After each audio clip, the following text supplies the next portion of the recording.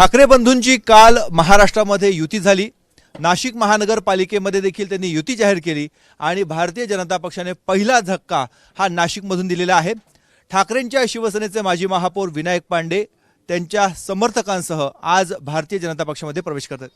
भाऊ, काल युती जाहीर झाली, काल तुम्ही जल्लोषामध्ये सहभागी होत होता आणि आज तुम्ही भाजपात चाललाय। नाही, खऱ्या अर्थाने जर बघितलं ना, अनेक दिवसाची खतखत होती ती।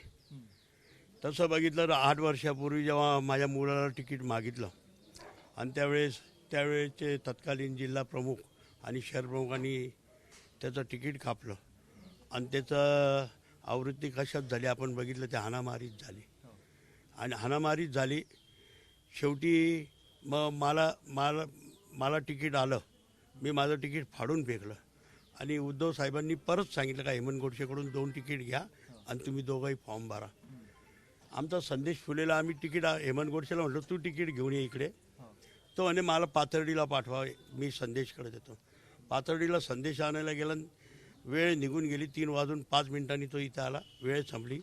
त्यावेळेस निवडणूक निर्णय अधिकारी खेडेकर साहेब होते। दादा भुसेंनी त्यांना फोन केला का हे दोन्ही फॉर्म स्वीकारता येणार नाही म्हणे आणि माझे 5 वर्ष खराब झाले ते। आणि अशा पद्धतीने म्हणजे तिकिटासाठी त्यावेळेस मला झुंजावं लागलं। ती अनेक वर्षाची खतखत मानत होती आणि आम्ही वारंवार पक्ष नेतृत्वाकडे तक्रार करायचो, पण त्याची दखलच घेतल्या जात नव्हती। आत्ताही आम्ही मुलासाठी तिकीट मागितलं तर ते तिथं भलतंच सांगितलं का यांना द्यायचं आणि त्यामुळे तुमच्या सुनबाईला रन करा, सुनबाईला किंवा मिसेसला। मग त्या पद्धतीने मी त्याला थांबवलं। संपूर्ण प्रभाग फिरला तो आणि संपूर्ण प्रभाग फिरल्यानंतर प्रभागातली लोक म्हणे, भाऊ आपल्या प्रभागात एकदम चांगला आणि सोबर चेहरा तुम्ही दिलेला आहे काय। आणि अचानक त्याला मला थांबवावं लागलं आणि सुनबाईला सांगितलं का तू प्रचाराला लाग। 8-10 दिवस झाली ती सुनबाई फिरून राहिली आणि ह्या सगळ्या गोष्टी जर बघितल्या असेल, जर आपल्याला अशा ह्या तिकिटासाठी जर आपल्याला जर हे करावं लागत असेल तर मी इथून बाहेर पडलेलं कधीही चांगलं। पण सुनबाईंचं तिकीट नाकारलं का पक्षाने? नाही, नाकारलं नाही। तिला सांगितलं होतं कामाला लाग, त्या पद्धतीने आम्ही कामाला लागलो होतो। आमच्या लोकल नेते सगळे आम्ही बसलो इथं, मग आमचं पॅनल कसं करायचं ते पण ठरलं होतं, नाकारलं नव्हतं। पण आमचं कसं होतं का भाऊ, मुलाला पाहिजे तिकीट। मग आता भाजप मुलाला देत आहे तिकीट? नाही, सुनबाईलाच आम्ही तिथं हट्ट नाही धरला, जे सुनबाईचं तिकीट मागितलेलं आहे तिथेही भाजपही सुनबाईला देत आहे, तुमचा पक्षही सुनबाईला देत होता, मग पक्षांतर करण्याची आवश्यकता का नाही? काय माहिती का, आपण मागच्या 25 काय झालं बघितलं, ह्या 25 तेच, मग त्यापेक्षा न थांबलेलं इथं बरं। मग चला आपला दुसरा मार्ग निवडू। काल तुम्ही जल्लोषामध्ये म्हणत होतात की ठाकरे बंधू संपूर्ण महाराष्ट्रामध्ये सत्ताधाऱ्यांचा भाजपचा सुपडा साफ करणार आणि आज त्याच भाजपात तुम्ही चाललाय। आता आम्ही करू सुपडा साफ। कोणाचा? यांचा मनसे शिवसेना युतीचा आम्ही सुपडा साफ करू। तुमची नाराजी कोणावर आहे भाऊ नेमकी? खालचे लोक उद्धव साहेबांपर्यंत पोहोचून देत नाही ते। आणि नाशिक जिल्ह्यातले स्थानिक पदाधिकारी नाही, नाशिक जिल्ह्यातल्या स्थानिक पदाधिकाऱ्यांची काय हिंमत आहे व माझ्या पुढे? हे वरचे लोक, यांची काय हिंमत आहे का माझ्या पुढे?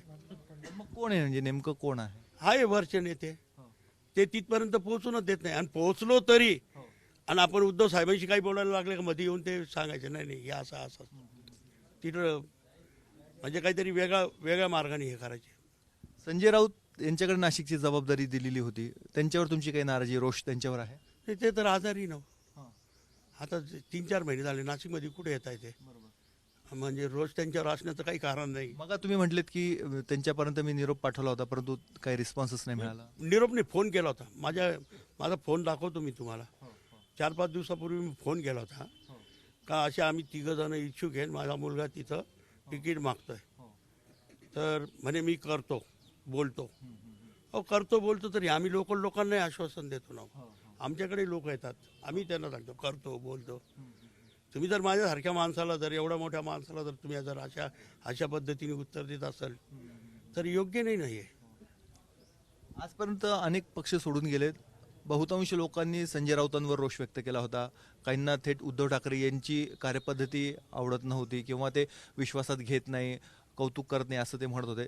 तुम्हाला नेमकं काय अनुभव आहे? नाही माझा काही पक्षावर रोष नाही, पक्षावर अजिबात रोष नाही आहे बरं.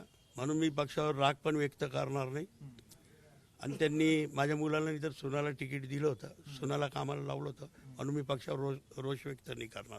पण मला काही गोष्टी पटत नाही, त्यामुळे मी आज पक्ष तो सोडतोय. तुमची मनाची आधी तयारी झालीच होती भाजपमध्ये जाण्याची? मनाची तयारी नाही, रातोरात आम्ही सगळे बसलो विषय संपून टाकला.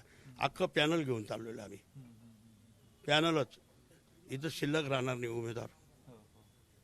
शाहू खैरे आहेत, मी आहे, यतीन मागे संजय चव्हाण, आम्ही चौघही चाललेलो आहे. इथं उमेदवार सुद्धा शिल्लक राहणार नाही. आता तुम्ही जसं इकडनं आणि हे जेव्हा समजलं, म्हणजे नाशिक शहरातले जे अनेक इच्छुक लोक आहेत तिकीट मागणारे, ते लोक सुद्धा म्हणे आम्हाला प्रवेश करायचा आहे, आमच्या तिकिटाचं तिकडे करा. म्हटलं मीच तिथे नौका आहे आता, म्हणून मी तुमचं काही व्यथा मांडू शकत नाही. थोडं मला जुनं होऊन द्या, मग तुमच्या व्यथा मांडेल मी. आता तुम्ही इथे आलात, काहीतरी तुमची नाराजी होती, तसं इथे जे इच्छुक होते भारतीय जनता पक्षामध्ये ते नाराज होणार आहेत, त्यांना तुम्ही कसं सामावून घेणार? नाही, तो माझा विषय नाही, तो माझा विषय नाही, तो भारतीय जनता पार्टीचा विषय आहे. त्यांचे नेते आणि ते ठरवतील, मी नाही ठरवू शकत ते. हे आहेत माजी महापौर विनायक पांडे. ते त्यांच्या समर्थकांसह आज भारतीय जनता पक्षामध्ये प्रवेश करत आहेत. मात्र कालपर्यंत भारतीय जनता पक्षाचा सुपडा साफ करण्याची भाषा करणारे विनायक पांडे आज मनसे आणि ठाकरेंच्या शिवसेनेचा सुपडा साफ केला जाईल असं आता वक्तव्य करत आहेत. निवडणूक अगदी तोंडावर आहे, त्यामुळे येत्या काही दिवसामध्ये स्पष्ट होणार आहे नेमका नाशिकमध्ये कोणाचा सुपडा साफ होतो आणि विनायक पांडे यांना किती यश मिळतं. कॅमेरामॅन किरण कटारेसह मुकुल कुलकर्णी, एबीपी माझा, नाशिक.